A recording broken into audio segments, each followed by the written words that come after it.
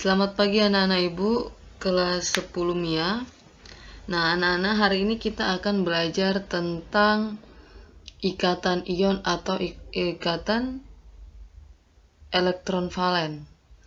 Nah jadi ikatan ion ini adalah materi yang masih termasuk ke dalam ikatan kimia gitu. Jadi pertama minggu lalu kita sudah membahas tentang ikatan kimia, yaitu dimana tentang kestabilan.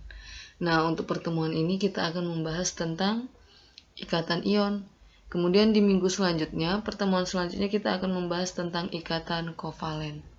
Nah jadi materi kita hari ini adalah ikatan ion atau ikatan elektron valen. Kita buat ikatan ion. Nah, ikatan ion. Jadi apa sih ikatan ion itu, Miss? Nah, kalau kita lihat ikatan ion atau elektron valen, berarti di sini di ikatan ion ini ada elektron-elektron yang saling berikatan, gitu dia. Nah, jadi ikatan ion itu tersendiri adalah berarti dia terjadi yang namanya serah terima elektron, gitu. Nah, berarti ikatan ion itu ikatan yang terjadi karena adanya serah terima elektron. Ada serah terima, berarti serah menyerahkan. Nah, kalau kita menyerahkan berarti di sini ada yang kita lepaskan. Berarti serah itu melepaskan. Nah, melepaskan apa? Melepaskan elektron. Nah, kemudian terima. Serah melepaskan terima berarti kita dapatkan. Nah, berarti terima di sini artinya menangkap. Gitu dia. Menangkap apa? Menangkap elektron. Gitu. Nah, jadi ikatan ion itu adalah ikatan yang terjadi karena adanya serah terima elektron. Ada yang melepaskan elektron dan ada yang menerima ataupun menangkap elektron. Itulah kenapa dia disebut ikatan ion ataupun ikatan elektron valen. Untuk melepas elektron ini, nak, kecenderungan sifatnya itu adalah bersifat logam. Sedangkan yang menangkap elektron, kecenderungan sifatnya itu bersifat non-logam. Nah, dapat juga diartikan bahwasannya ikatan logam itu ikatan yang terbentuk antara ikatan logam dan non-logam, gitu. Jadi selain dia serah terima elektron, dia juga termasuk ke dalam ikatan logam dan non-logam. Itu dia untuk ikatan ion. Nah, kemudian timbul pertanyaan, kenapa sih, Miss, suatu atom itu harus berikatan? Kenapa dia harus berikatan? Emang dia kalau nggak berikatan nggak bisa? Nah, kenapa atom itu harus berikatan? Nah, jadi kenapa atom harus berikatan? Supaya atom itu dia stabil, nak. Nah, gitu. Karena dia bukan semua unsur. Karena beberapa atom ada yang dia sifatnya tidak stabil. Gitu. Makanya dia harus berikatan supaya atom itu terjadi serah terima supaya dia bisa stabil, gitu. Nah, kalau dia dikatakan stabil, berarti ada dia yang memiliki 2 elektron valensi, kemudian ada memiliki 8 elektron valensi ataupun kulit terluarnya. Nah, kalau dia 2 dikatakan di sini sebagai duplet. Kemudian kalau dia 8 dikatakan oktet. Nah, jadi suatu atom dikatakan stabil apabila dia sudah memenuhi kaidah duplet, kemudian memenuhi kaidah oktet. Nah, contohnya di sini, contoh dari ikatan ion itu seperti apa, Miss?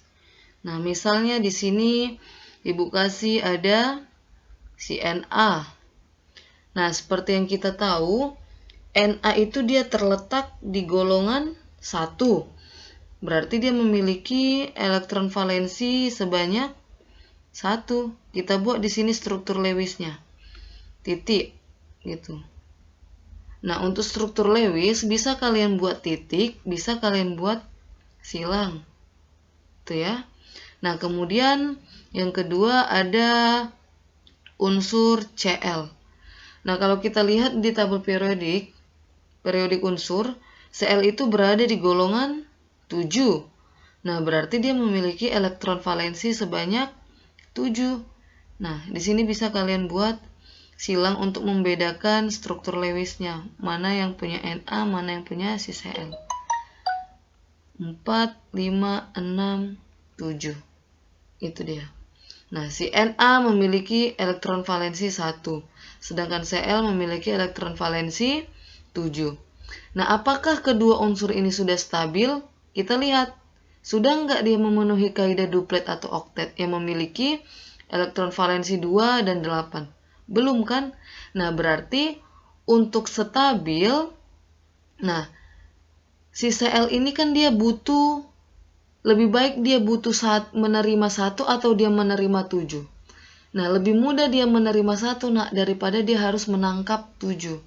Gitu. Makanya di sini si Na ini dia harus melepaskan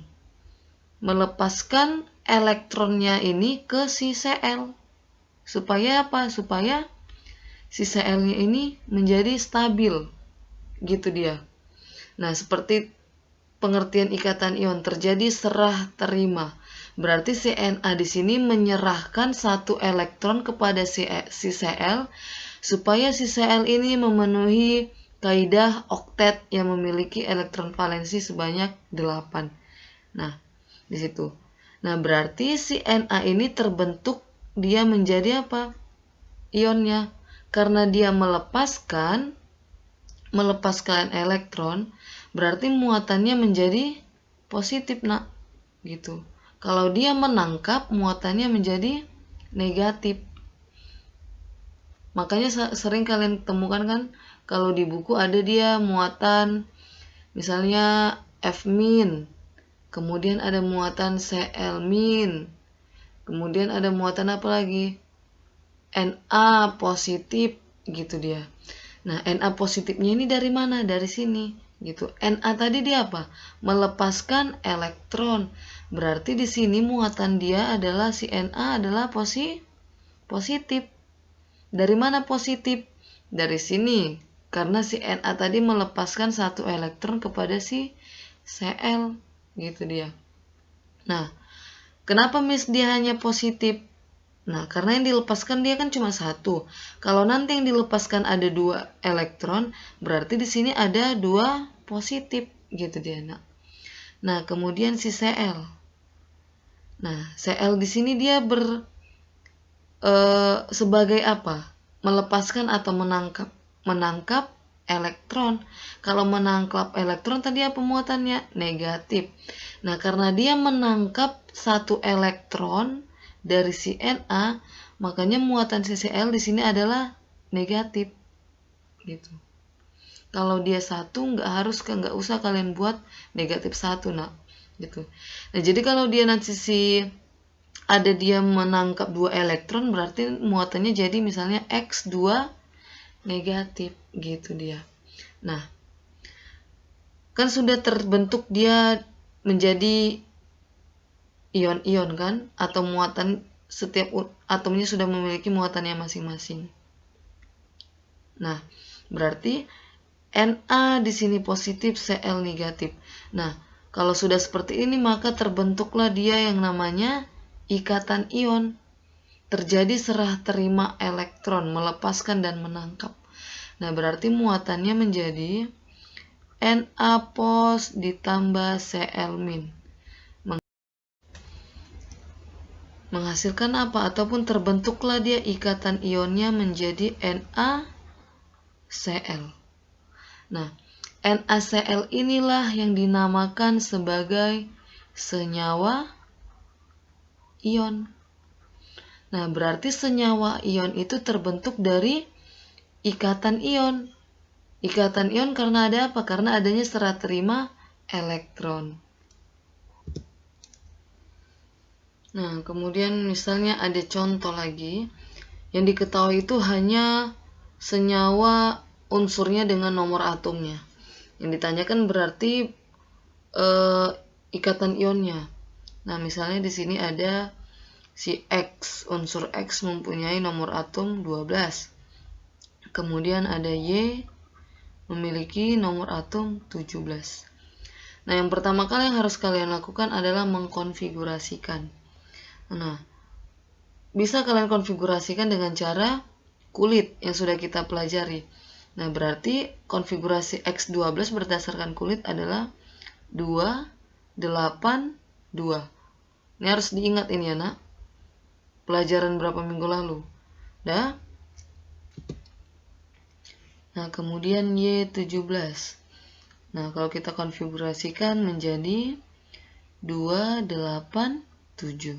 Nah, kalau kita hitung 2 tambah 8, 10 tambah 2, 12. Pas. Nomor atom. 2, 8, 10 tambah 7, 17. Pas dia nomor atomnya adalah 17. Nah, kemudian suatu unsur dikatakan stabil apabila sudah memenuhi kaidah oktet. Nah, di sini kalau kaidah oktet tadi berapa, nak? Elektron valensinya adalah 8, sedangkan di sini adalah 2. Nah, berarti untuk dia stabil, si X ini dia harus melepaskan. 2 ini harus dilepaskan. Dilepas. Nah, kalau dilepas tadi tandanya apa? Positif. Gitu. Nah, berarti kalau sudah kita lepas, konfigurasinya menjadi 2, 8. Sehingga muatannya si X ini menjadi 2 positif. Miss, kenapa dia 2 positif sedangkan tadi positif? Kita lihat, yang dilepas si X ini ada berapa? 2 karena gitu. Makanya ketika dia melepaskan 2 elektron, sehingga muatan si X ini menjadi positif 2 ataupun 2 positif. Itu dia. Beda dengan si Na tadi. Na tadi melepaskan 1 elektron, makanya di sini hanya positif saja. Sudah? Nah, kemudian si Y 287. Nah, supaya memenuhi kaidah oktet, dia harus elektron valensinya harus 8 supaya dia stabil kan? Nah, sedangkan di sini 7. Berarti dia lebih bagus melepas 7 atau menangkap 7? Menangkap 1. Nah, lebih baik dia menangkap 1 elektron gitu. Supaya dia stabil. Nah, berarti konfigurasinya menjadi 2, 8, 8. Itu dia, nak. Nah, tadi menangkap apa? Negatif. Gitu. Berarti Y di sini muatannya negatif. Sorry, anak, ini 8. Nah, berarti di sini Y muatannya negatif 1 atau Y min. Karena dia menangkap hanya 1 elektron. Itu dia, nak. Nah, kalau sudah seperti ini, sudah bisa kita bentuk ikatan ionnya. Nah, tapi kita lihat muatannya. Di sini X dia muatannya 2 positif. Sedangkan si Y muatannya negatif kan? Nah, berarti supaya dia sama-sama memiliki muatan yang sesuai, muatan yang sama, berarti si Y di sini harus kita kalikan 2. Gitu dia. Supaya muatannya sama, nak. Nah, sehingga rumusnya nanti yang didapatkan adalah X, Y, 2. Nah, kita masuk ke contoh berikutnya ya, nak. Nah, misalkan di sini ada Mg. Nah, ada Mg, diketahui nomor atomnya itu 12. Dan si oksigen nomor atomnya 8. Nah, yang ditanya ikatan ion yang terbentuk. Nah, berarti yang pertama itu adalah kalian harus mengkonfigurasikan masing-masing unsurnya. Mg12. Nah, kita konfigurasikan berdasarkan kulit. Nah, berarti Mg12 2, 8, 2. 2 tambah 8, 10 tambah 2, 12. Nah, berarti di sini 2 di kulit K, 8 di kulit L, dan 2 di kulit M. Sudah? Nah, untuk mencapai suatu kestabilan, dia harus memenuhi kaidah oktet, di mana elektron valensinya adalah 8. Sedangkan di sini elektron valensinya ada 2. Berarti supaya dia stabil ataupun supaya dia memenuhi kaidah oktet, si Mg ini harus melepaskan yang namanya elektron. Sebanyak berapa? 2 elektron. Gitu dia, nak. Nah, ketika dia melepaskan 2 elektron. Nah, kalau dia melepaskan, tadi dia muatannya jadi positif. Nah, berarti Mg di sini memiliki muatan positif.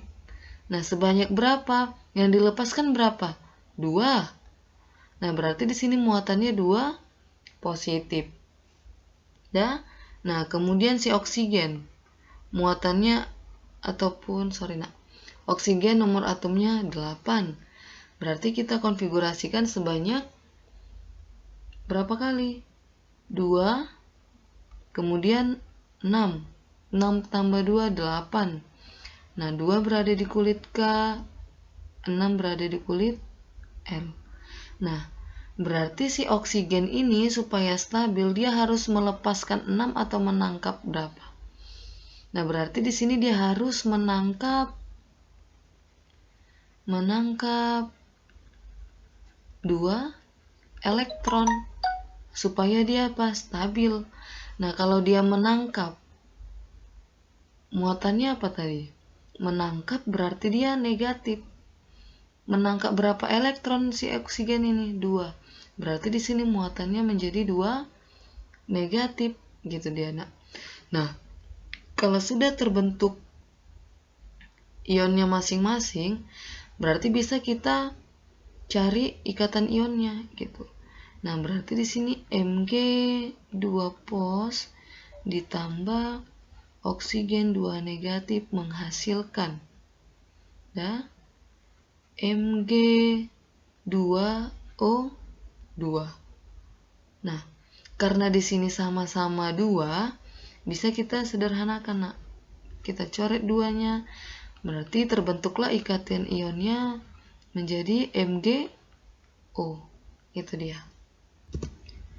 Nah, kemudian contoh yang kedua. Ada di sini Ibu kasih Ca sebanyak 20 nomor atomnya. Kemudian F sebanyak 9 nomor atomnya. Nah, berarti kita konfigurasikan dulu C20 berdasarkan kulit. 2, 8, 10. Kulit ketiga berapa? 18. Kan nggak mungkin. Berarti kita buat 8. 2 tambah 8, 10 tambah 8, 18. Nah, berarti dia kurang 2 lagi supaya 20. Nah, KLMN. Berarti Ca20. Sudah? Nah, untuk stabil dia harus melepaskan 2 elektron. Nah, kalau dia melepaskan berarti Ca positif. Berapa yang dilepaskan? 2. Nah, berarti muatan si Ca adalah 2 positif. Kemudian F9. Kita konfigurasikan 2, 7. Kl. Nah, supaya dia stabil dia harus menangkap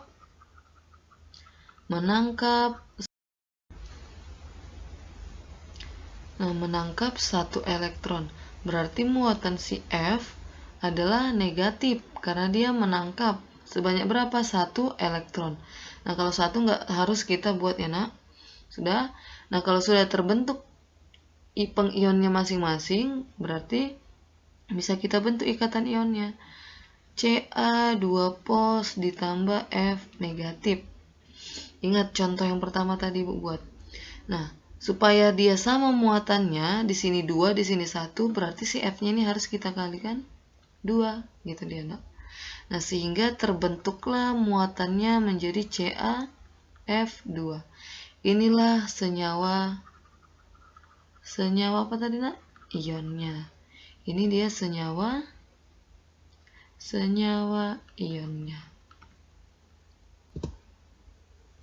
Nah, baik anak-anak, pembelajaran kita tentang ikatan ion cukup sampai di sini. Ibu harap kalian semua bisa paham ya nak, untuk pembelajaran ikatan ion ini. Nah, minggu depan kita akan mempelajari tentang ikatan kovalen. Oke, nah untuk tugas supaya dikerjakan tepat waktu, dikumpul tepat waktu. Baik anak-anak, tetap semangat untuk belajar dan selamat pagi.